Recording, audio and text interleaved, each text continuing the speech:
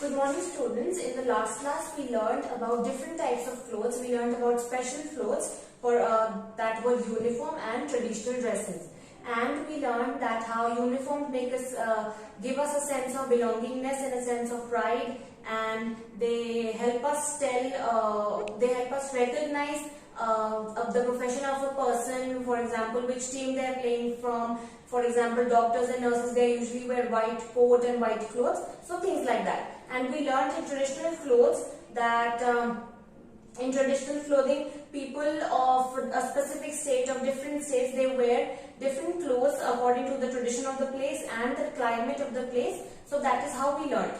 And we also learned that there are also in India especially, we have specific designs by we have specific designs of each state, which for example in Rajasthan we have Sanganeri block printing. In Gujarat mirror work on dresses is very famous, so things like that. So today we are going to learn about the materials for clothes. The clothes that we wear, what kind of material these clothes have, that is what we are going to learn about. So open books on page number 85 so that you can understand easily. So clothes, material for clothes, what clothes basically are made up of? Clothes are made from fibers. So clothes are made from fibers. What are clothes made from? Clothes are made from fibers. Underline this line, it is very important that clothes are made from fibers. And there are two types of fibers.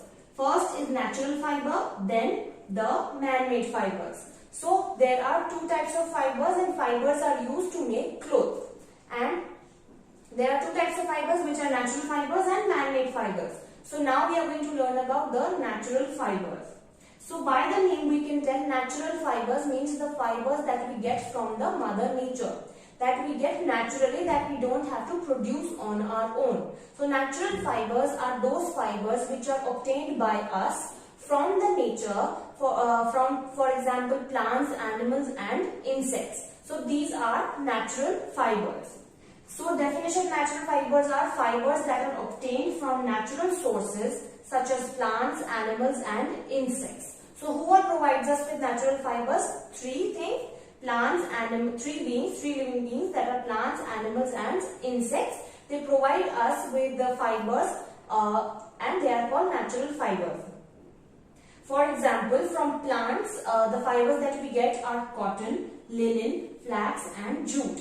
Jute and flax, they are usually used to make a rough material. For example, you have jute handbags, you have jute mats, table mats, you have and you have ropes that are made of jute, that is also a fiber. So jute is really strong material. So it is usually used to make material that is used for lasting. So that is jute and flax. Linen is a very soft material close to cotton, and cotton is also, we have learned in the first or second session of this chapter that cotton is the kind of cloth that is very easily absorbs the sweat and it lets the air pass through. So linen and cotton are very airy kind of clothes which let the air pass through, which absorb the sweat, so they are recommended to wear in summer. And flax and jute, as I told you, they are very strong fibers, so they are used to make things like ropes and bags usually. And the fibers that we get from animals are wool. Wool is generally received from the hair of sheep, that is fur we take out, that is wool, and a few more other animals. And wool is used to make woolen clothes that we wear in winter season because it keeps us warm.